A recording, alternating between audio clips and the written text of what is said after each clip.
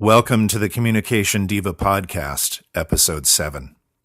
Today's podcast is a feature interview with North American native practitioner and spiritual helper Millie McComber from the Ojibwe Nation.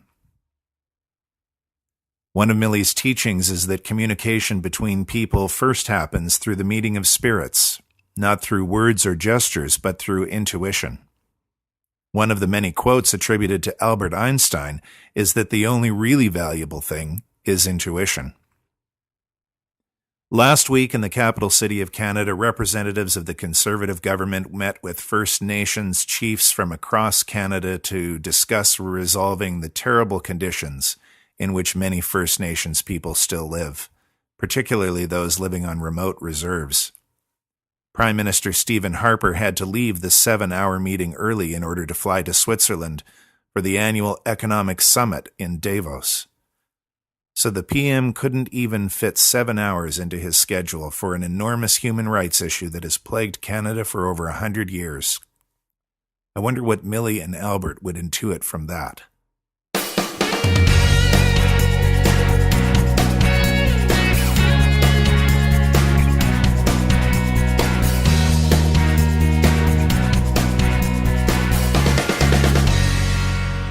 Welcome to Communicationdiva. This is Jen Swanson, and this is the podcast that helps explore all areas of communication in the hopes that you will find something new and something that will help to deepen your own relationships.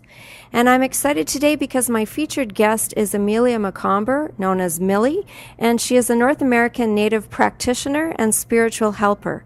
And I would like to welcome Millie today. Thanks, Jen. My discussion today is about our specific worldview from an Ojibwe lens. And the Ojibwe people are located in the middle part of North America. We call it Turtle Island, most of our people. And so what I'm going to talk about today is I'm going to talk about our means of communication in a lot of our communities. We come from a notion that everything that we experience has a direct relation to our connection to the Creator. So I have to start off this story about, all of the gifts that our creation story tells us about. So in the beginning of our creation story, there was an understanding that man was separated, and I mean man and woman. The color of man, white, yellow, brown, and red. We're all separated. And in our creation story, the white man was to the north, and he was given the gift of movement. That meant he was able to move. The yellow man was given the gift of relationship. And this relationship was about the relationship that one kept with history as well as the future, and it informed the now. The brown man, the black man in the south, was given the heart of all humanity. And they are very passionate people and have moved throughout history in such a way that would dictate that they do indeed carry the heart. The red man was given the gift of vision. And this vision that I speak of is not a vision with my eyes. It's a vision with my spirit, my totality of my being. And so when I speak like that, I'm talking about, intuition, sensitivity, not second-guessing our first intuition. Because we're a total being, we have to collect all our information and then make a decision. So, the way I want to approach this is through this notion of this gift. And so in the creation story, each man separated and went away from the Creator, each maintaining their gift. And the idea is that the Creator said that we can't come together until we each bring these gifts to the table and we'll work in a cooperatively to find balance and harmony with one another, and thus bring and restore balance and harmony to the earth. And so the red man left and began to feel and sense that he had this longing to be close to the Creator again. And he returned back to the Creator, and he said, as I leave, I begin to feel this disconnect from you. And the Creator informed him that the Creator is in all things, and He is the Creator of everything. And so if we look with our gift of vision, we will be able to see the depth. So as the red man began to travel west, he had to walk softly and be careful about where he was stepping, because he began to see indeed the Creator in all things, through the leaf, the blade of grass, the tree. And so today in current societies, there's a lot of preconceived notions about our people, my people. And it has a lot to do with this notion of how we move in the world. There have been terms such as Indian time and, but it all relates back to that gift and how we move in the world. And so what am I talking about? I'm talking about, in conventional society, they talk about intuition as being somewhat out there and not reality. But in my worldview, it is very much a reality. It is what substantiates that which we see with our eyes.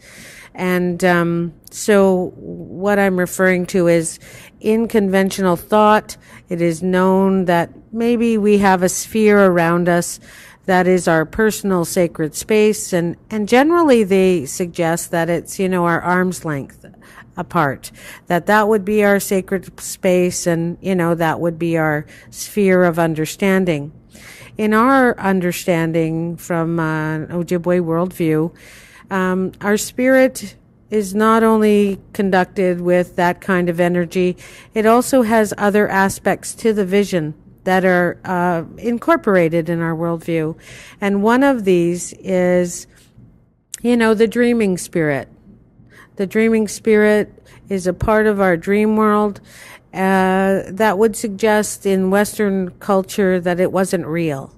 But I'm sure there's been a time that you've dreamt and you've awakened and you felt, very tired from your sleep, because you felt like, you had this wild dream and you traveled all over the world and, all in a matter of a few hours. And in our understanding, you did leave. There was a portion of you left, your spirit that left to travel and to see and to go and do. And so when you came back to your body, you were tired. Your spirit was tired because you had indeed traveled through that dream and your spiritual dream. Now, there's also this notion in our worldview that our spirit doesn't end at our fingertips. That our spirit really, in actual fact, is a sphere that goes around us by about 8 feet in circumference. So we're talking 16 feet from back to front. And so this way, part of this vision is that when we meet someone, our spirits meet first.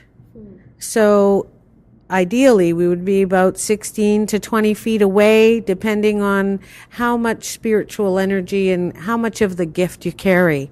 And so we would meet each other spiritually first. Our spirits would discern about one another, and then we would acknowledge one another as a part of the same family, the same systems, or whatever.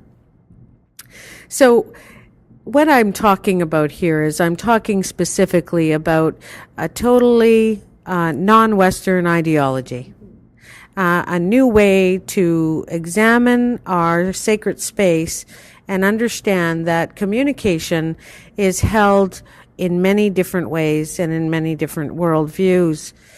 So, for example, in my understanding, how this is supported is that, we know that when an infant child, probably under the age of probably 6 months,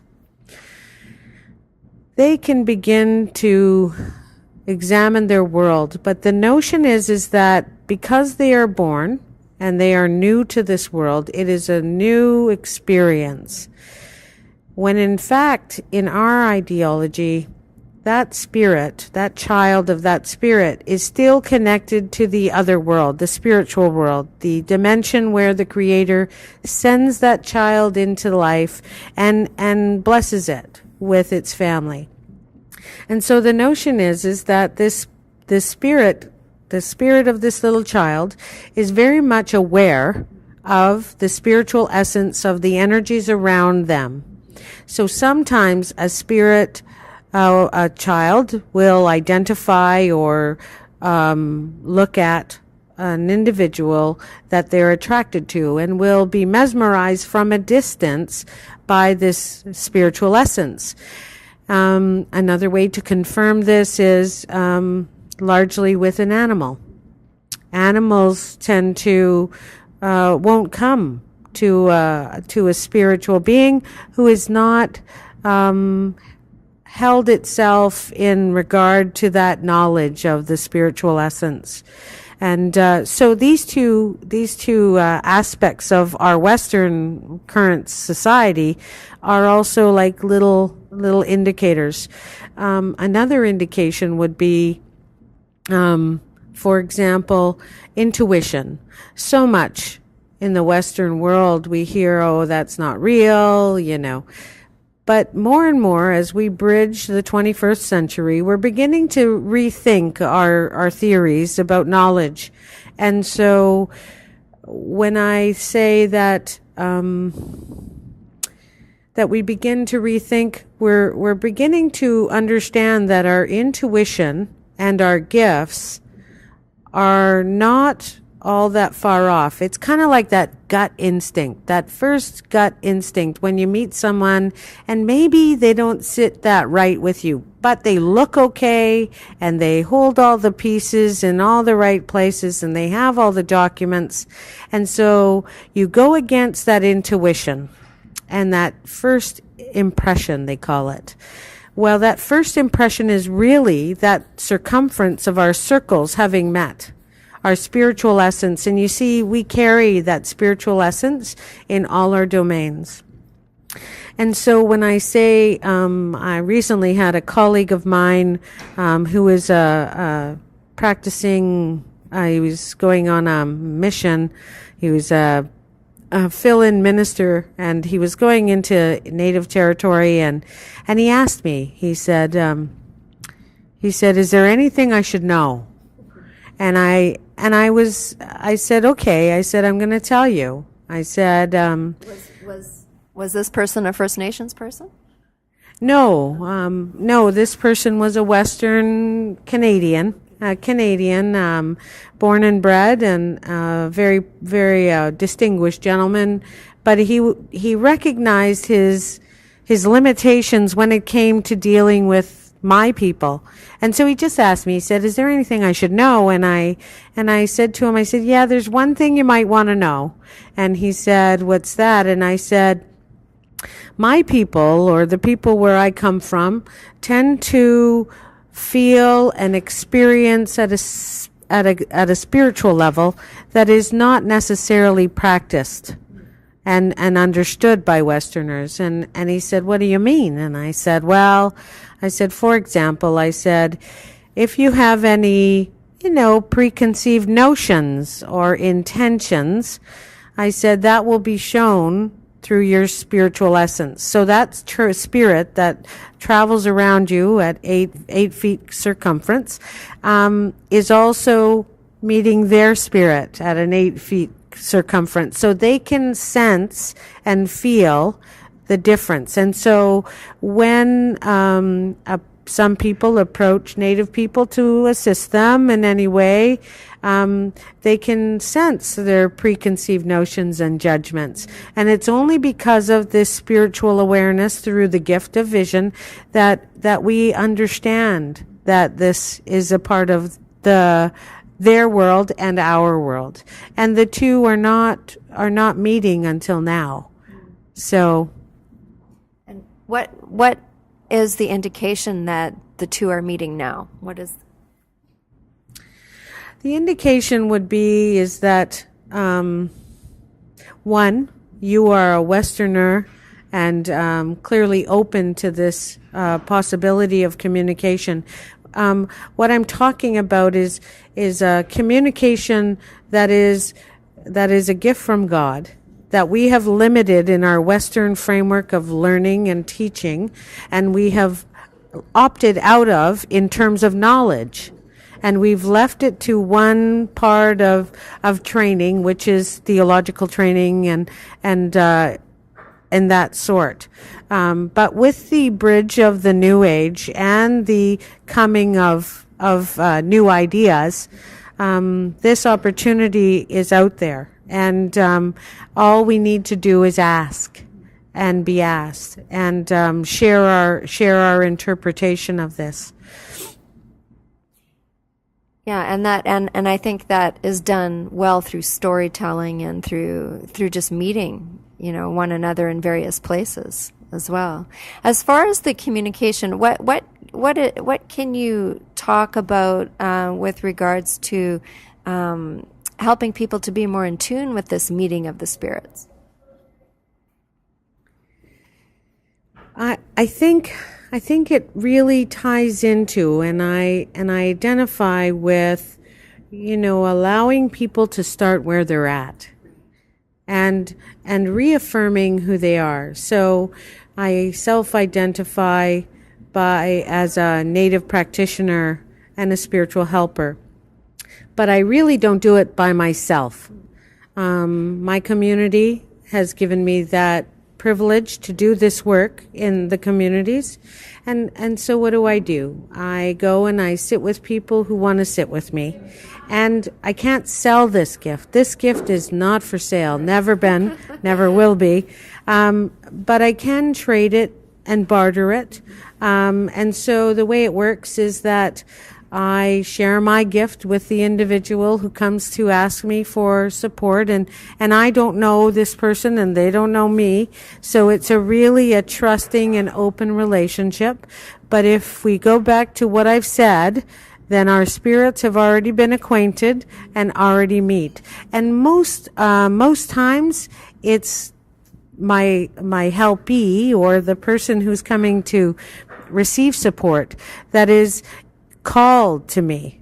They sit there and they toy with themselves because, they wonder if they should or if they wonder if they shouldn't. And when they find out that I'm not selling it for, X amount of dollars, they're more open because I'm not there to sell it to them, or I'm there to assist, share my gift, but bring that gift to its rightful place, which is really about the Creator wanting to unify and help them on their journey so that they might be able to see where they've gone off their path, or how they have forgotten perhaps some important things that were formative in their early years. That is a part of our social conditioning, and our social conditioning unfortunately has a big play in who we think we are and who we want people to see. It isn't necessarily who we are, though, because we're conditioned out of it.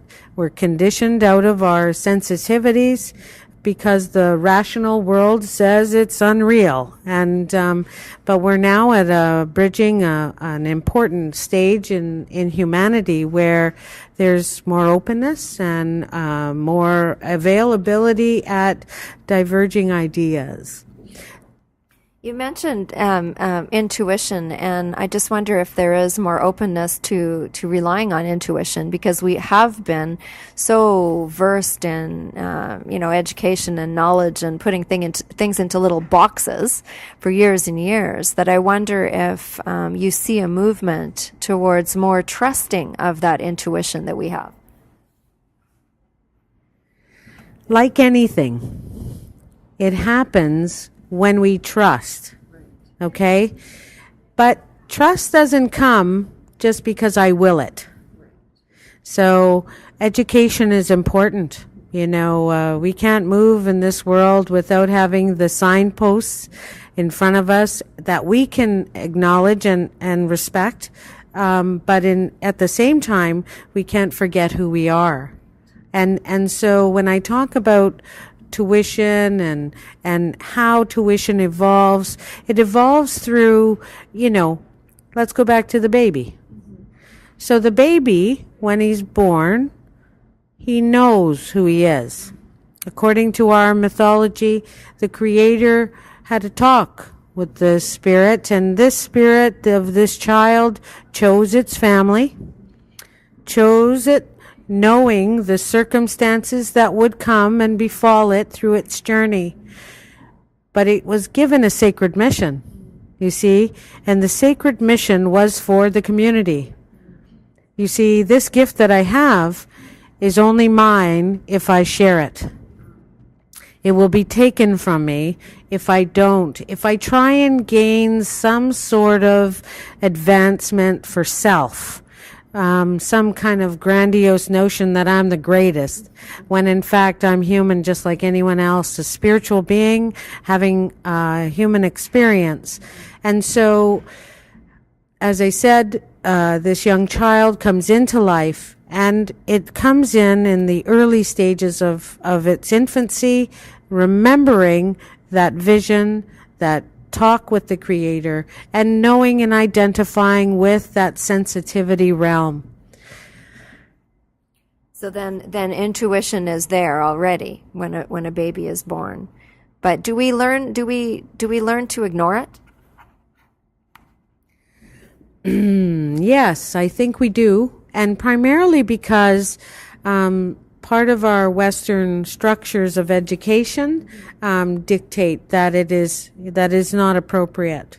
A lot of the social conditioning around children has been, you can be seen but not heard. In our culture, it's very different. Corporal punishment was not a part of our worldview. The community was very much raising the child in a healthy, functioning community. The aunties would be everyone in the community. The uncles would be everyone in the community. And the elders, the grandmothers and grandfathers, they would be the child minders primarily. And they would be able to identify and lead this child, but not lead it in a way in which they wanted it to grow. They would lead it in the way in which it was going. So, for example, if a child was crawling towards an electrical outlet with a fork, the elder might step in front of it and take away the fork and, maybe provide security measures over the outlet. And traditionally, it was our environment that dictated our worldview. So a lot of times I like to use little cubs or little wolves. The mother will allow these wolves to play with one another and get stronger as they grow and experience. But the mother will intervene if danger is in play, and she will be able to pull that little cub or little wolf cub out of the way. And so that's pretty much what our elders do. And the notion is that spirit of that child continues to walk knowing exactly where it was going. And so our people don't interfere with a child. They just accommodate and help support wherever that child is to be used, because it is to be used for the betterment of the whole community. That's a beautiful notion, and I think we lose things when we become so individualized and individualistic. And I noticed that, it's been going on for a while, but I've noticed that a lot of people don't know their neighbors and don't know who lives next door and don't know, the person 3 doors down and all the rest of it. And there is that loss of sense of community in a lot of places here in North America. Yeah, I think a major contributor to that is the automobile. The automobile has enabled people to not develop in a community. They can go out and choose their community at random. Another means for the loss of community is that we have been conditioned so far away from our true identity and our true notion through our schooling and education and through our corporal punishment. Every time you hit a child, you disrupt its pattern. Anytime you discipline a child in the means of a loud voice, you harm the child's direction. Because violence, as we know, comes in many forms. And so if a child is empowered, allowed to experience life in a non-threatening way, that child will evolve into the being that it is meant to be. And sure, they're going to have challenges, but if you have an open relationship where you, like for example, my grandson, I could never hug him face to face. And so when he was very young, below the age of 3, I would get on my knees and hug him. And then when he started to get a little bit older, I would put him on a chair and I would hug him. And today, you know, he's 5'8" and I'm 5'3", and I joke with him and I say, one day Nan will be on the chair hugging my boy. So, you know, it's all about nurturing the child and allowing him to make decisions so that he can really feel out his direction. What is calling to him? What is his passion? I ask him many times, where is joy in your life?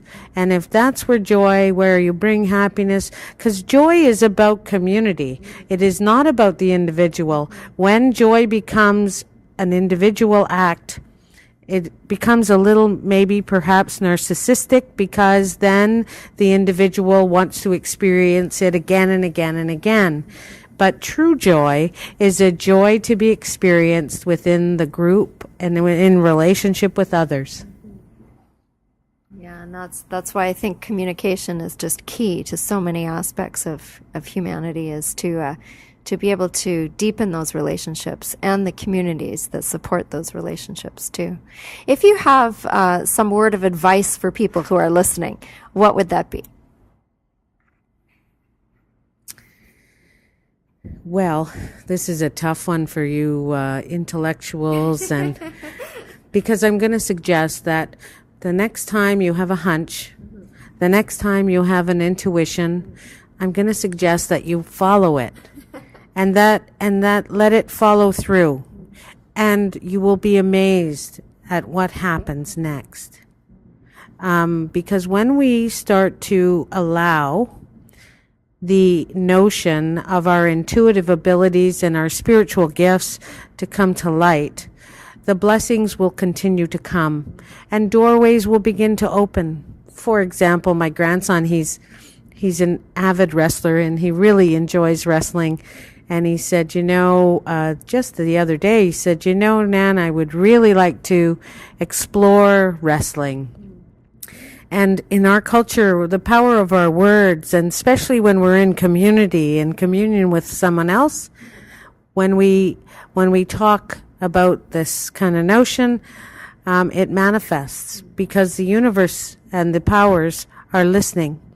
And so the very next day or that day, I said to him, sure, of course I'll support you in anything you want to do. I said, all we need to do is get you into a high school with a good program, and you can go and follow that aspect of it. And the very next day, I said, it's an Olympic sport too, wrestling? And he said, oh. And so the very next day at his elementary school, an Olympian wrestler showed up. And he is known throughout his elementary school as the wrestler, the boy who likes wrestling. And so he got to wrestle with this Canadian Olympian, and the Olympian showed him a couple of moves. Oh, wow. And so, and I met him, and he told me, he came home, and he was all excited. He said, Nan, you wouldn't believe what happened. And I said, oh, I would. And I just said, I said, see, I said, all you have to do is actualize. And so take that hunch one step further. Usually our conditioning tells us to discount it. It's not reality. But the only reason it's not reality is because it's never been allowed. And so for all you individuals or communities who really want to manifest, it really does take the power of our words, the openness of our intention, and the receptibility of not discounting that first intuition. Because, I hear so many people say, oh, I should have listened to my intuition. I would have been right. But they discounted it because they were trained by the Western system because it's not rational. But what the greatest understanding is that all of these components that were given to each color of man in our mythology and our ideology can't work unless we all come together. So we can't properly move unless vision and the heart and the relationship to that movement is all in unison. So these are the things that I think are really important for the 20th and the 21st century as we embark, because we really do need to do something for our environment and the future generations that are going to come. Absolutely. There's so many more things we could talk about, but I think we're coming to the end of our time. And I wanted to ask you about a book that you might like to recommend to people out there.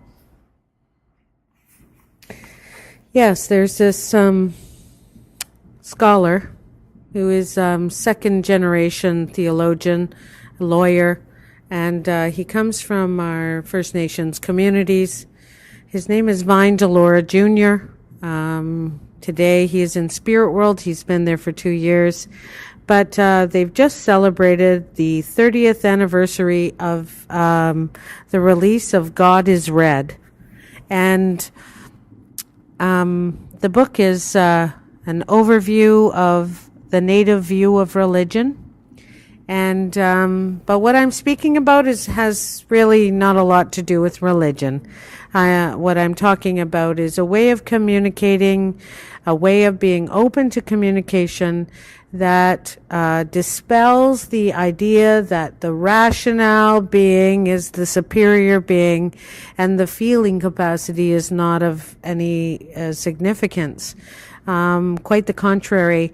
When we don't follow, it is our feeling capacity that feels the disappointment because we didn't initially feel and understand with our mind what our heart already knew. Right, wise words. Thank you, Millie. I'm really appreciative of the time and the wisdom that you have imparted to our group today, our listeners today. Well, thank you for having me, but I have to own my part. I'm only a speaker. All of this information and knowledge that I carry came through my ancestors, my teachers, my elders, and those animals, those trees, the organisms that surround me. So, because I can't detach myself from all the totality that is. And I can't, because if I don't have that, nothing makes sense. Nothing is in balance. Nothing is in harmony. So thank you for allowing me to come and share. And I hope you've enjoyed what I've said. And I'm open to any kind of follow-up should anyone be interested. And where would they find you?